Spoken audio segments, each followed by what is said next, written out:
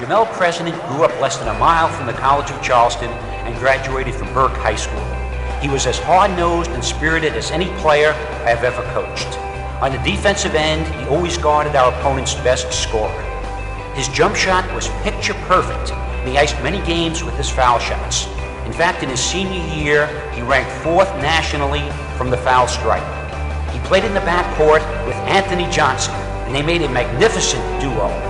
In an NCAA game against Stanford at the United Center in Chicago, Jamel was voted Chevrolet Player of the Game. After graduation from the college, Jamel has given so much back to the community. He presents to youngsters seminars in SAT taking and academics, and conducts clinics and camps teaching the ABCs of basketball. He is also president and CEO of the DAE Foundation. Jamel, congratulations, and a big thanks for your contributions and the role model you have become for the youth of Charleston.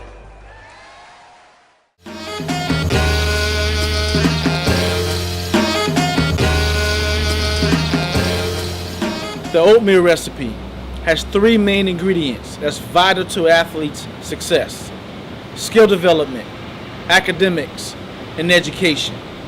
Hear all about it on DAE TV.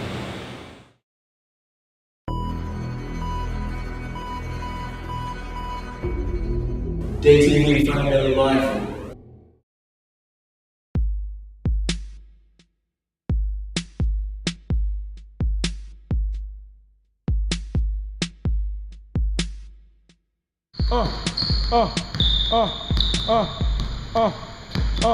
It's okay. Work on it. Take off. Let's go. Make it. Let's go. Backpedal. No dribbling, Mike. Backpedal all the way back. Get back on defense. Let's go. Training was enormously beneficial for Michael. Jamel teaches college drills, and without Jamel's help, Michael would have not gotten to the next level. Training started with timing and footwork and covered every possible basketball skill and drill. And beyond the court skills, he also outlined a conditioning workout for Michael, and Michael also gained enormous confidence with Jamel. Michael here. Boom, we're coming here, Mike. All right, cut the shoulder off. One drive, sit defense here. All right, I drive, I got it. First I get screened. Boom, cut this off. Like right here. So when you go here, you get a chance to. Okay, you can't come back and cut the shoulder off. He realized that, he could overcome any possible obstacle that he came upon during the season, such as how to gain more playing time or how to talk to the coach about an issue. So Michael believes now that he can play in college. Okay, shit, Mike. Let's go. Forward. Let's go. You can do it. You wouldn't be here, Mike. Happy as far as recruiting. Every kid wants to get a free education, and Mike will be signing at Erskine College soon.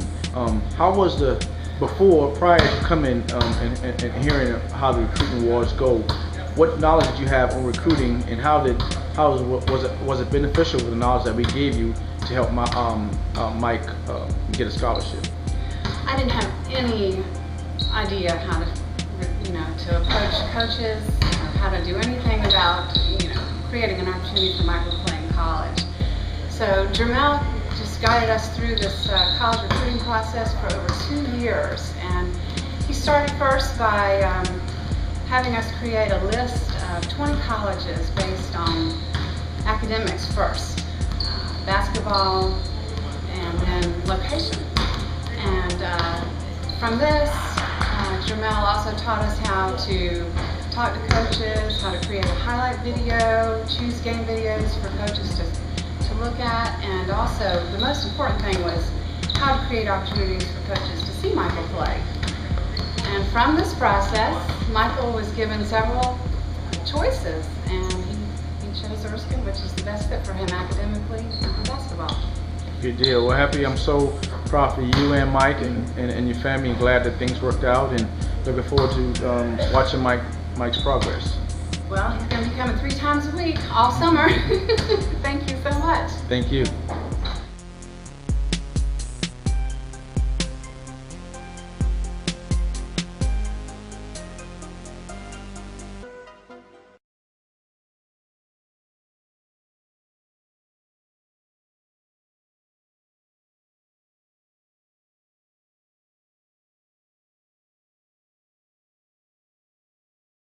The Cougars want to run the shot clock down. 10 seconds on the shot clock. Anthony Johnson now starting to drive. 6 on the clock. Johnson works to drive down the lane. Lays it up and in. Anthony Johnson with the layup. And with 4:04 left to go in the game, the Cougars lead 49-43. No good. It's over. The College of Charleston has won their first postseason game as a Division I team. 55-49 over the Tennessee Volunteers. The Cougars advance to the second round of the NIT.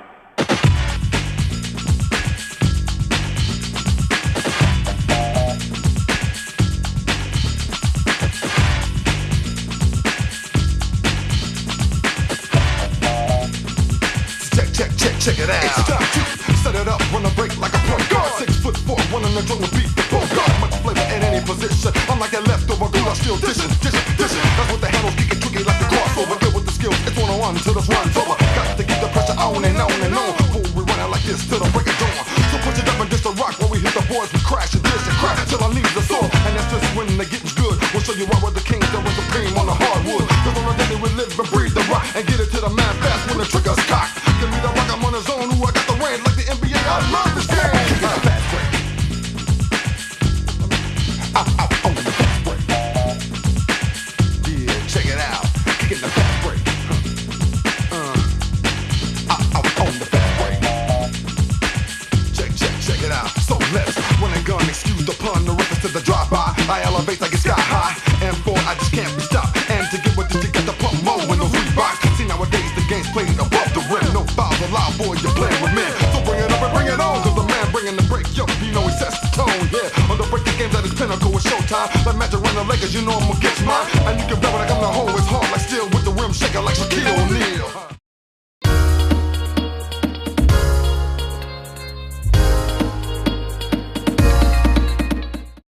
She fought for the town of James Island for 14 years. And now, former James Island Mayor Mary Clark is back to speak to me exclusively for a special edition of Quinton's Profiles. Well, Mary, you know, the last time I talked with you was over the phone last week. Yes. And I believe we talked for like 2 hours. Oh, yes. Yeah. Thank you. Yeah. Thank you. And you also told me that you actually were going to be turning 81 soon. I will be 82 on August 19th. Okay. The same day Bill Clinton will be 66, I think. Yes. And, you know, tell me... Or 68, I'm not sure. With him, yeah. He's ageless. Yes, that exactly. He looks so great, yeah. And, you know, a lot of people know that you haven't been in the spotlight for a while. So tell me, how are you? I'm doing very well. Yeah. I'm about the same as I was before. I push a wheelchair. That's right. I used to push a Dollar General cart in the town hall, and I walked with a crutch and a walking cane most of the time since I was fighting for the town. And when I would go to Columbia, I would walk up 5-6 flights of steps because I didn't ride elevators, and I would carry my stick and my crutch in my hand. So I'm doing very well because I push a wheelchair around the tennis courts, and when I get tired, I sit down in it. And I heard too that you quit driving as well. Well, I did that back when Walter was so ill. I was so tired that every time I would go out because I never had a full night's sleep in 3.5 years. Wow.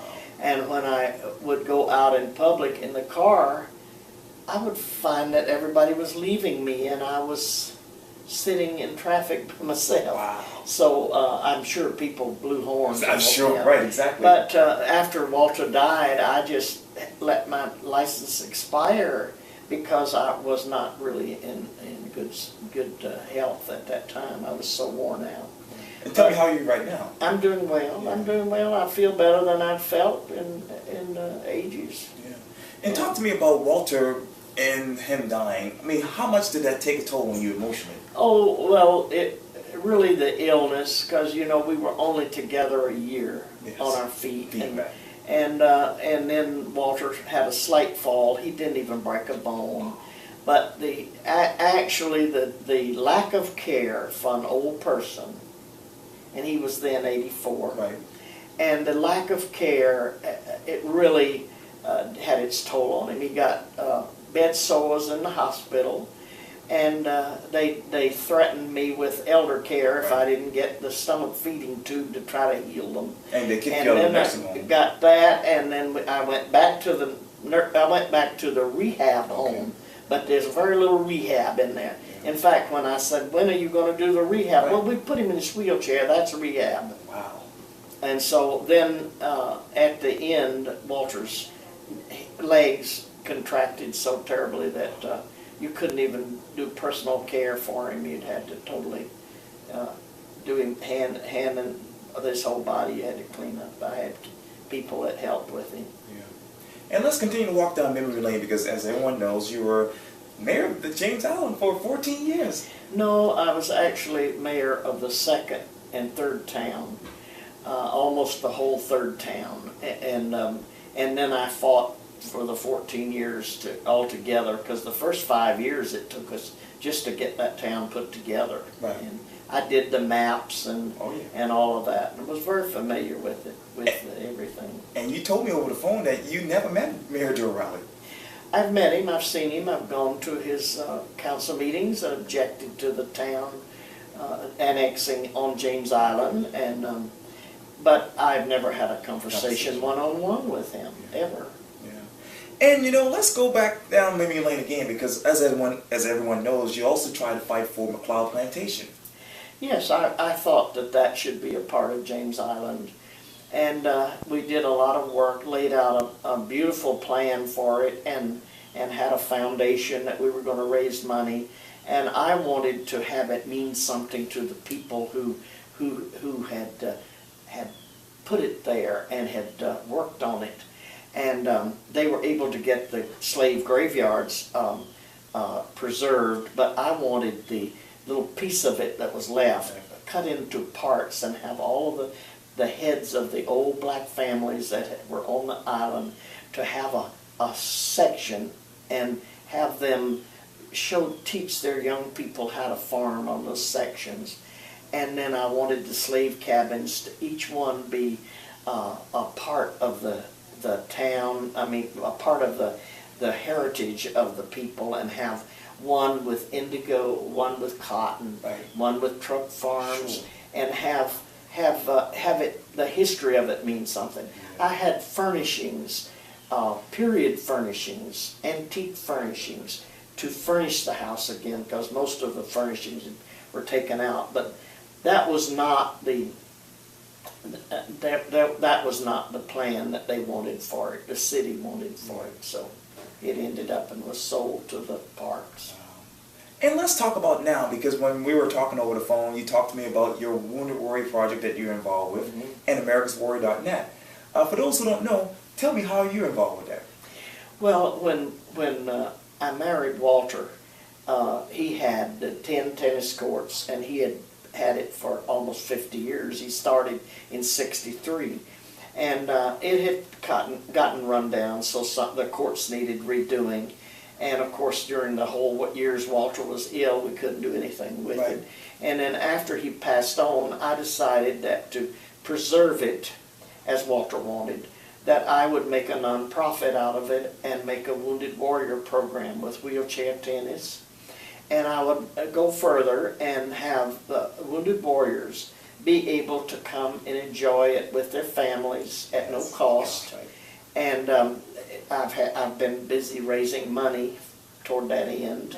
I've applied for grants, and then we're going to have an auction for the necktie party, and have celebrities send a photograph and autograph a tie. And Donald Trump sent the first one, and Rudy Giuliani has signed one, and some other people. And we have also a program where we take old vets' ties when they pass on, and gently used, we have them cleaned, and we're going to auction all of these at a later date for money to fund the Wounded Warrior program. Well, quickly describe to me the following one word: James Island, one word. Happiness. Kentucky. Guts. Yeah. Being in an all-girls school. That's the way it ought to be. Yeah, yeah. That was the last all-girls public high school in South Carolina. Yeah.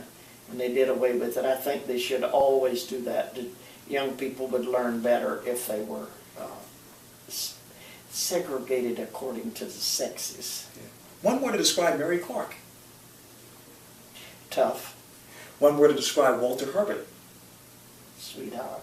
One word to describe John Graham Alton. Oh, that was my love. Yeah. That was my love. One word to describe your future. My future is happiness. Yeah. Nothing but happiness. Because I've always derived my happiness from doing for others. You have. And I'll do that, I guess, till the box gets me. Well, you'll live a long time. You'll live a long time. Well, a birthday above ground is a good day. There you go. Any day above ground is a great day.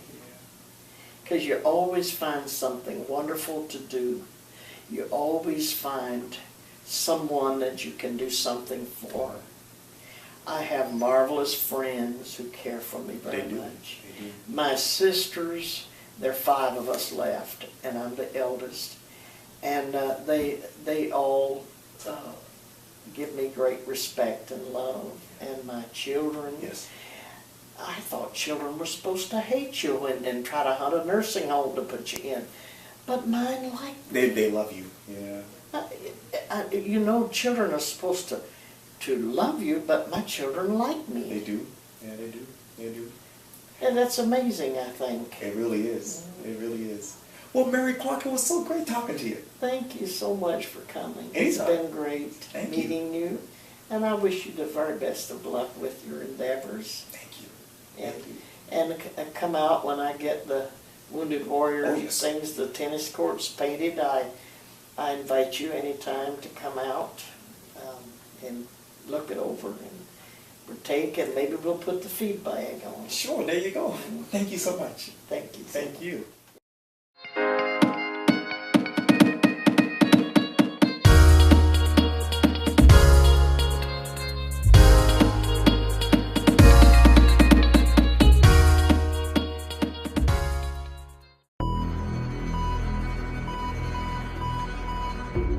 DAE TV, find another mindful.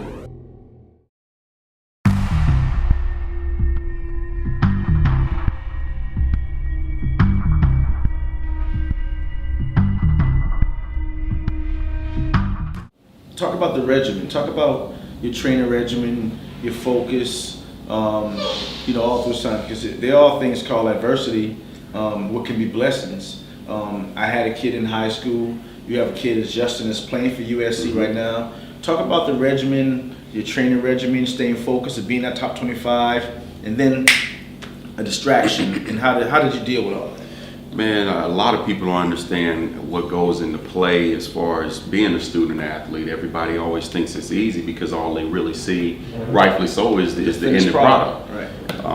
Us winning games, us being on TV, going out, you might get a few things, dinner paid here and there. That's all they see is the glitz and glamour. But behind the scenes, what we got to do, the preparation we have to put in. We can't have a job. You might have your mom or dad struggling back at home, working 2 or 3 jobs. I know I did, and I know you did have teammates to go through that. And, just to train and getting up at 6 in the morning, running, lifting weights, ankle injuries, knee injuries, your back hurting, going in for training. Not to mention the preparation it takes, watching game film with your coach, watching game film by yourself, and of course practicing maybe sometimes twice a day. I mean, that's a day gone. Totally. A day gone from your son or daughter. I know I had a son going into my freshman year of college. It's a very rigorous schedule that a lot of people don't understand that we have to deal with on a regular basis. But I always preach on, Mel, and I know we've done a lot of talking before about, when adversity hits, you got to persevere. I think that's what my mom and dad always instilled in me is when the going gets tough, you got to get going. Tough gets going. You can't. The sign of a true man is when you get knocked down, you got to wipe yourself off and get back up. And I think that's what life really is all about, persevering through tough times and making the best out of each situation that you dealt with.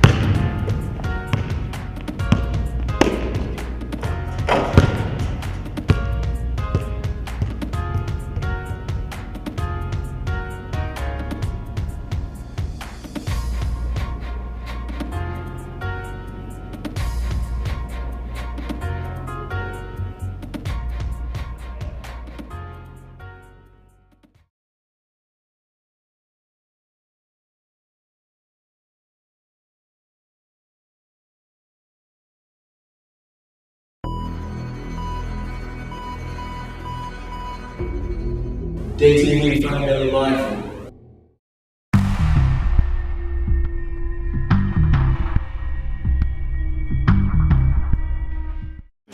So yeah, what's up with the high school again? Well, it's a high school, it's in Columbia. State supported school, there's no tuition. And it's a dual enrollment where you get a high school diploma and associate's degree when you graduate in 4 years. So it eliminates 2 years of college tuition. And if nothing else, you can finish with an associate's degree. So you got either a head start on college, or if that's what you want to do, then you at least have an associate's degree. Then bring in one to Charleston. There's no tuition. It's a public school. It's going to be state supported. How do you get in? You just have to apply like anyone else. But it's First come, first serve? Yes. Well, they're going to. Here's the first year. It's going to be 450 students. So the first 450 are in. If by a certain Already, or is it like a... No, they haven't even started yet here in Charleston. They still got to find the property. They're going next week and next month to go ahead to get their charter. 9th grade on up. 9th grade on up, and that's what they're going to do. And you go in, for example, if by February 2/15, if they have already their, say by February 15th they got 400 applicants and they need 50 more, and then after that 100 people show up, then they're going to do a lottery for those last few spots. So, well, they're going to need a lot of things. Obviously, this is from scratch. They're going to need principal and athletic directors, and all. Well, we'll definitely see about that. So that's something we can talk about. But it's an opportunity for young men and women. Here's what I'm going to tell you. February 12, 2013, President Obama in the State of the Union address talked about education in the United States. And one of the things he talked about was what other countries were doing. He used Germany as an example. He said that students or kids graduating from high school in Germany today are graduating with a diploma/degree equivalent to what an associate's or a technical college degree would be in the United States today. They are above us in education, and we need to get to that point. This is part one. This is going to happen. This isn't something that's going to be a fad. This is how it's going to be. Think about this. You have a son, right? Dad, I want to go to college. Sure. Now all of a sudden you only have help with 2 years of college. Think about that. And what we'll do, it'll give more opportunities for kids that don't have it. Right. You know, I can have, young girl or a young boy, I want to go to college, but I can't afford 4 years. But you know what? If I had enough loans and enough this and that, I think I can come up with enough money to go for 2 years. Or it's going to be the student that says, you know what? I've got my money for college, but now I can do more. I can go for my master's degree. I can go 6 years. I can go 6 years. So, and it's helping the colleges. Because now the colleges go, should we take Jamel? Well, he's already got a 2-year degree. We know he can do college level work. He's going to do, you're going to be taking college courses. You're going to have instructors probably from Trident Tech or someone that's going to come in. So, number one, the tuition's free and you're not leaving your campus. What's the name of the school? Well, they don't have a name yet. It's currently under the Low Country Collegiate Academy. It ultimately may be the Seacoast Collegiate Academy. Everything's in So the they're infant mimicking stage. a different, it's another model in different states that are doing it too. Yeah, they've got one in Florida. I think they also have one in Wisconsin. They have one that just opened 3 days ago in Columbia, South Carolina. It's called Gray Collegiate Academy. They've got a football team. They've got a basketball team. They're probably going to compete on the 2A level, you know, because you don't have the enrollment. Right. They're going to start with 450 kids, Jamel, and ultimately get to 600. And that's it. And they'll probably have a waiting list. And it's not just open to kids, say they open the school in West Ashley, and that's just throwing a name out because they don't know. But it's open to kids throughout the state. So it's not even fair to say the Tri-County area. If you know someone in the upper state or someone knows someone that's, hey, I want to be a part of that school. Well, if you move to Charleston, you could be a part of it.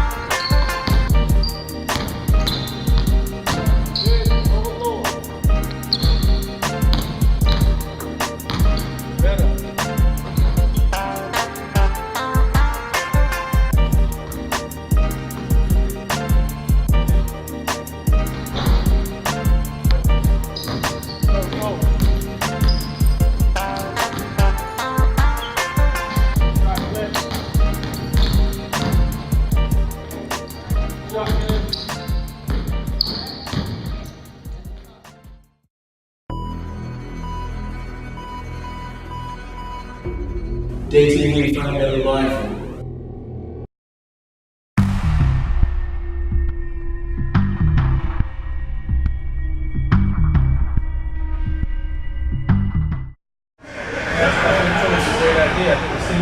Has embraced the alley, and we love. I come in 2-3 times a week if I can get out, but we really love that.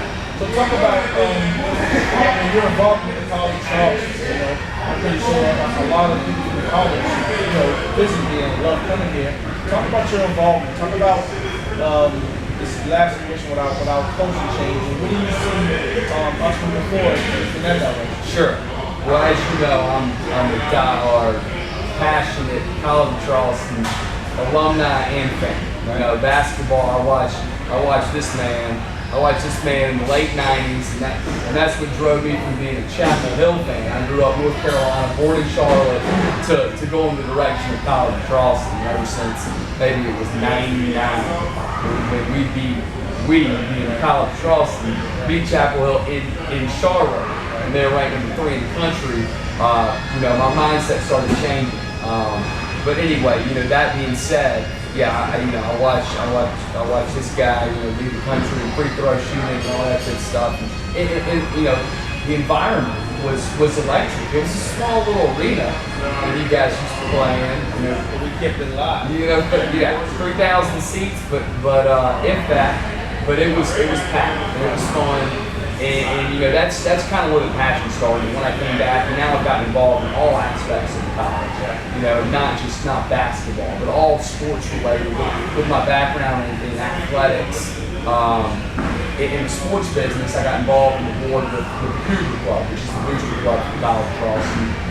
Now I'm on the executive board. I think I'm in my 6th year. I've been back in Charleston for 7 years. So being involved there, and I'm also, now that we're doing the alley, involved in the hospitality world, which is a very popular part of this town.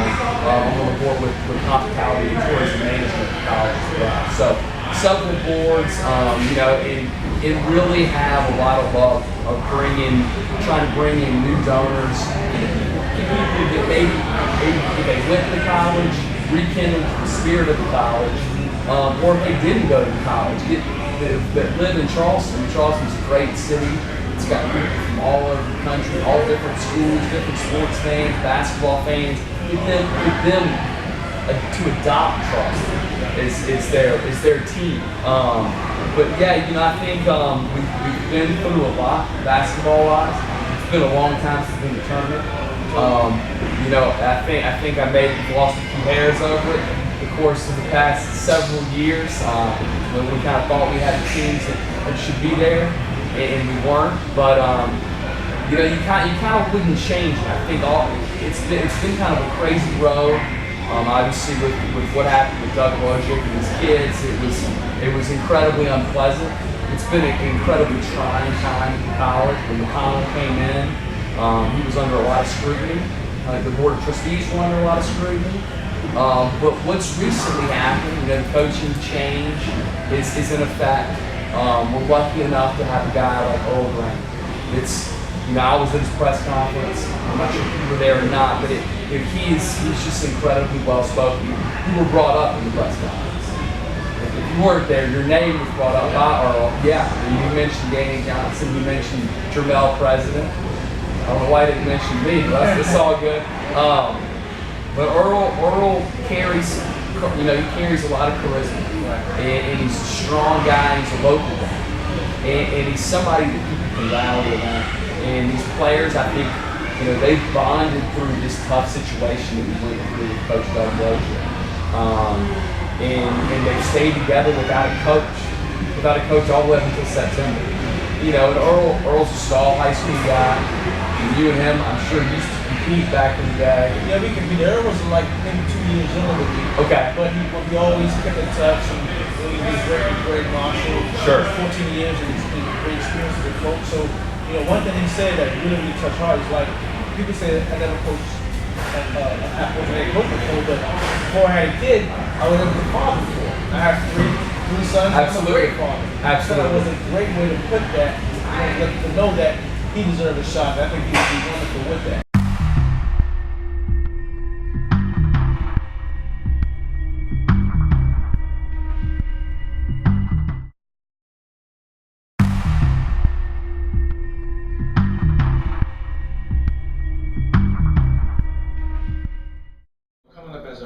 Student athlete, Lefty Driesell was all you would hear, just ring bells. And a kind of familiar story that goes along with that was a great player, Len Bias. Yeah. Tell the people about first how great of a player he was, and then talk about the time or any stories that happened when that tragedy happened. And do you think he was just as good as Jordan or even better? That's for some, that is. I was a sophomore when Lenny came to University of Maryland as a freshman, and he was just a piece of clay. He was so gifted athletically, but he was just raw. And my dad and his staff worked with him, and you could see as another player that the improvements from day to day. To the point that when he came back his sophomore year, my junior year, he was a transformed player. He had found the weight room. He had learned skills. He developed a deep love for the game and spent a lot of time in the gym. And I tell young men that when a topic like his comes up, that he became the player he was because of a tremendous love, desire, and work ethic. He put it in. He put the time in. My dad had to take him out of practice at times because he couldn't get a good look at if things were good or not, you know. And maybe you've played with guys like that before, and because he was just unstoppable, and he was special. You know, what happened to him was a tragic thing, and I think a lot of people learned at that point in time things that may have saved their life, or changed the road that they were going down to. And so from that perspective, there was some good that came out of it. But, you know, in all of it, you know, the thing that gets lost when something like that happens is Lenny was a friend of mine. You know, he was really close to my dad, our family, and his family. We lost a young man that was just a really good person. Would he have been better than Jordan? I don't. He'd been up there, man. I don't know. It's a hard statement to make, because Jordan is the best. Was, how you want to put it? Yeah. But Lenny was a tremendous player during the time that he was here. What was he? 6'6", 6'7"? No, Lenny. That was what was deceiving. He was 6'9". What? Oh yeah. He was legit 6'9". Legit 6'9". And could jump. Wow. Dude, he didn't have a jump shot when he came. And then he developed that one where he would jump and get it up over his head. You can't block that. No, he was gonna be good. Yeah. So he was good. He was good.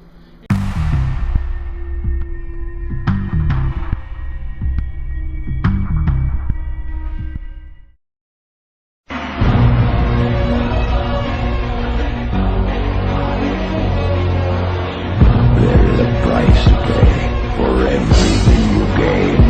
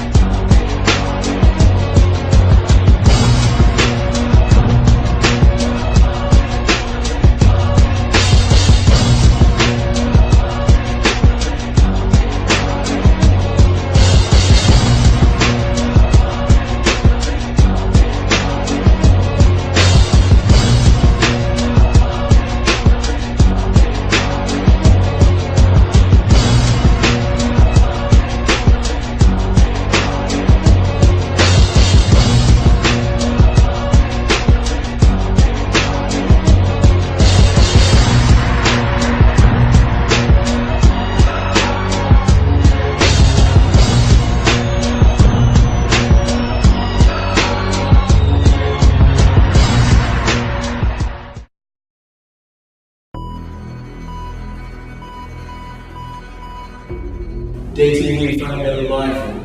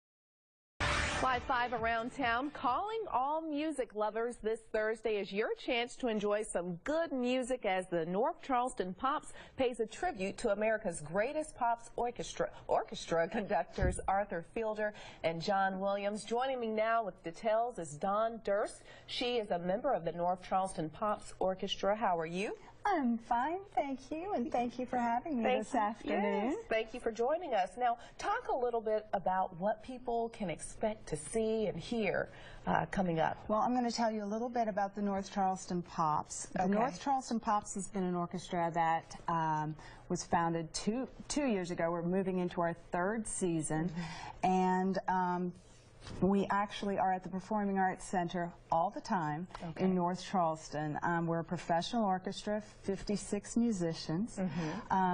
We actually had the honor, our very first season, of playing for Earth, Wind and Fire last year, George Benson.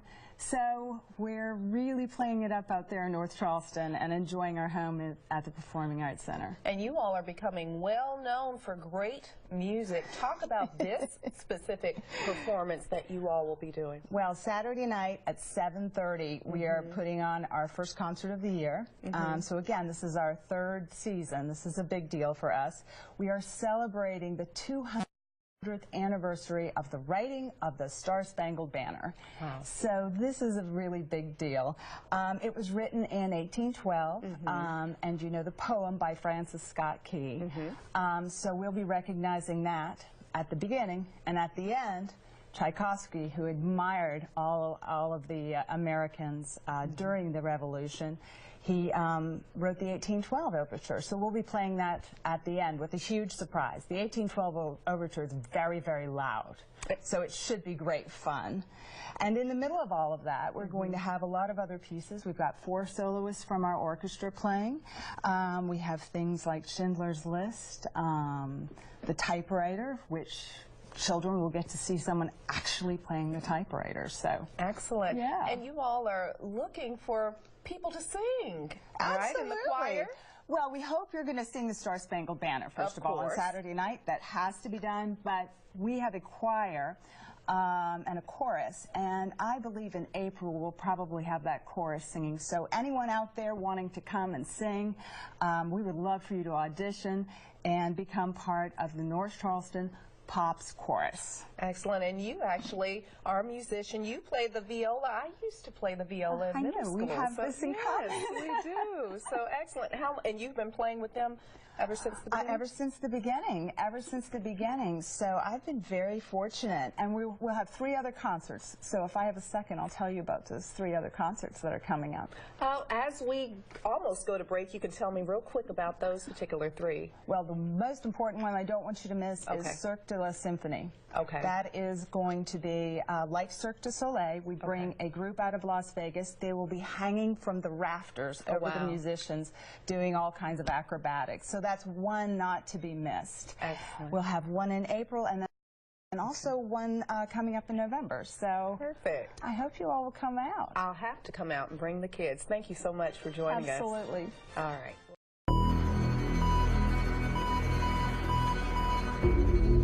DAE TV Family Life.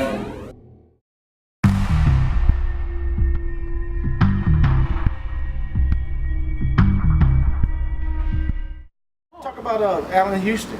Not Allen Houston, because you killed him in camp. I played with the Knicks, right? Yeah. Killed him in camp. You know, well, he was in that's camp probably the best performance I've ever put on. And I've had some crazy ones. You know, I've had some ones in Europe. It's the best teams. I had 40 something. Had a few 50 somethings. But Allen, this is just a story for you. Yeah, no, this is right before the season was getting ready to start. We had a fan appreciation game up at St. John's University. Like where they put it on for the fans or whatever. So Mike Jarvis was the coach. Mike, so I was a second team shooting guard, by the way, because I was coming out the bitch playing 15 minutes a game. I was averaging like 8, 9, something like that. So in practice, I would average 20 because I'm the second team shooting guard. You know, not because I'm great, because by default, you know what I mean? You're gonna get shots in practice. So in practice, when we go at it, you know, it's me and him, you know what I'm saying? And Allen Houston's a great shooter, one of the best shooters probably ever. But athletically, he was limited at that time. He couldn't really move. So we ended up getting into it. We got into it where it turned into a street game, like in the middle of like a real game, you know, in New York. So, and I love that kind of environment. I'm the kind of guy, if you talk to me, I tend to go this way. Some people go this way. Like some people, you know, you get in their head, you know, you pick them. Like, I got him because he's going to go that way. But there's other people you don't want to say nothing to. I'm not going to wake up that beast, so, right? I was one of those people. So he got me. And he's not even that kind of guy. He got the, and I just blacked out, man. My point guard was Howard Isley. Remember Howard? And he recognized what was going on. It just started. So he was like, ISO 5, which meant isolation, my number 5. And he called it the whole half. He called no play. So and that was when illegal defense was illegal defense. Like, if everybody's on that side of the floor, you had to be minimum arm's length. So that meant you had 20 feet of space. So if you can't hold it together, you're in trouble. Long story short though, man, I mean, I only missed a couple shots. I think it had like 37 at the half. Yeah, it was one of the best performances. And see, with Danny being an athlete, being 6'3", that can jump, he had a pull-up jumper. Yeah. You know what I mean? So now was a good, he can easily size you up. Now, some guards actually come and size you up, but don't get to the point. He needs to come and size you up and automatically come off the dribble with the pop. You know what I mean? Or was really his thing, he would do something freaky where he would be driving, he would come with the awkward step back. The awkward step back. And he's so long, like it's hard to guard that. Right. So you know what I mean, we talked about it during the interview. We had some major athletes, Carl Thomas, and he was probably the most NBA ready. Like if you had to pick a guy who was NBA, what they look for, it was Carl Thomas. It wasn't easy. Yeah, it wasn't me. It was him because he was 6'8" with everything. You know, those guys are rare. You know what I mean? Anything we just mentioned, anything that I got, anything he had? He had it at 6'8". At 6'8". Right. So whenever size comes into play, size matters in basketball. People are like, no, yes it do. In basketball, it does matter. Yeah. You can't say it doesn't matter. Yeah. And so I mean, that's why you see the Kevin Durant's dominate the way they do. I mean, when you got them kind of skills at 6'11", you're at their mercy. Yeah. Carmelo Anthony, same thing. Those guys, you can't stop those dudes. You just hope they're off. That's all you can hope for. I just hope he's missing shots today because you're not gonna guard them. You know what I mean? They're too big, too strong, too many skills. You can't do it. You can't put them at the free throw line. There's no real angle to stop them. But that's why you have superstars. Those dudes, the first 2 or 3 guys on the team, that's why they're here. And then everybody else, you could probably pick between 2,000 guys to take the rest of that bench spot. So you could take a guy who's the 4th man on the team, plug him with a dude in Europe, get the same production. You know that. Right. You know, it's just fit, time, place. But I didn't even realize how hard I was going at him because, I mean, I made him fall 2 or 3 times in this thing. I made him fall, I mean, all kinds of stuff. I was just you know how you just black out and you forget where you are, what jersey you got on. You just like at the park. You remember how at the park somebody just called you out and now it's me and you? That's what it was. And I didn't even realize it. I realized it was a minute to go and a half and I was walking toward my bench, the second team bench, and my teammates had their hand in me jumping up and down like, oh my God, you gotta stop. You gotta stop. You're on pace for 80. You're gonna give him 80. Right? But that's what it takes, that mentality. Yeah, that mentality.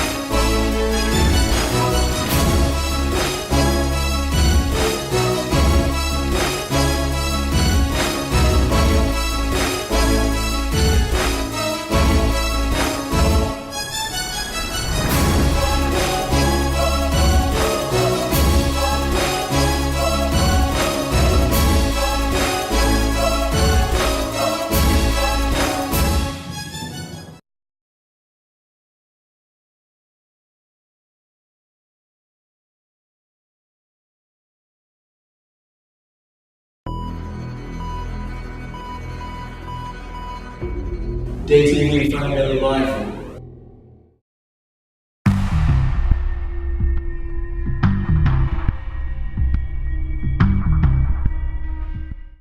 As we get, I was closing in on talking about your pro career, and we talk about 3 more subjects as we close. I'm tuning into this this catch here. The Raiders. You're playing the Raiders in the one-hand catch. It was, a one-hand catch, and we talk about your hands all the time. We in church we play with, you do something with your something with your thumb. Let me do that thing with your thumb you used to do. But anyway, talk about that catch, man. The one-hand catch against Oakland, bringing it down. You had one a week ago against the Colts the same way. Talk about the feedback, from some of the stories people talk about your hands that made you one of the best receivers there is today. Yeah, at the time it was just like I said, from playing basketball all the time, and when you're growing up, there are a few benchmarks you want to make when you're a little kid growing up, and especially in every sport, basketball, football. Now football's running the 40. You want to get down to a certain time. Then basketball at the time on the park, it was you go from grabbing the net to snapping the backboard and trying to dunk. So a big thing was palming the basketball, and I'd try and I'd work at it, I'd stretch my fingers, I'd palm it, I'd try, and finally when you get it, then you want to do 2 basketballs, and and so that was kind of probably where all that came from. But from palming the basketball and catching the football was totally much easier. So it's just like I said, I was ready, I concentrated. I wasn't the fastest guy out there, and I knew that. So I had to make another marquee. You have to do something to separate yourself from everybody else. So catching the ball was my deal. You throw it to me, I'm going to catch it. I don't care where it is. I don't care how I get to it. I'm going to catch it, because that had to be my separation, because a lot of guys were faster than me. So, speed, people would overlook speed. But if you can catch, they can't overlook that, especially if you play wide receiver. So exactly. It was just one of those times, you trying to. We were losing the game at the time, and we were just trying to kind of get the team pumped up that maybe we can come back. But a lost opportunity is a lost opportunity. It's 3rd down and 7. If you don't make it, then we got a punt. So you want to catch all those passes. So that was just one of those days, and so. I'm happy I could make that catch at the time.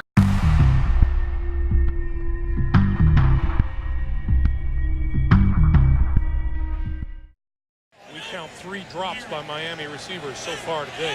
1:03 to play. And Jay Fiedler took another big hit on that last play. Fiedler now throws.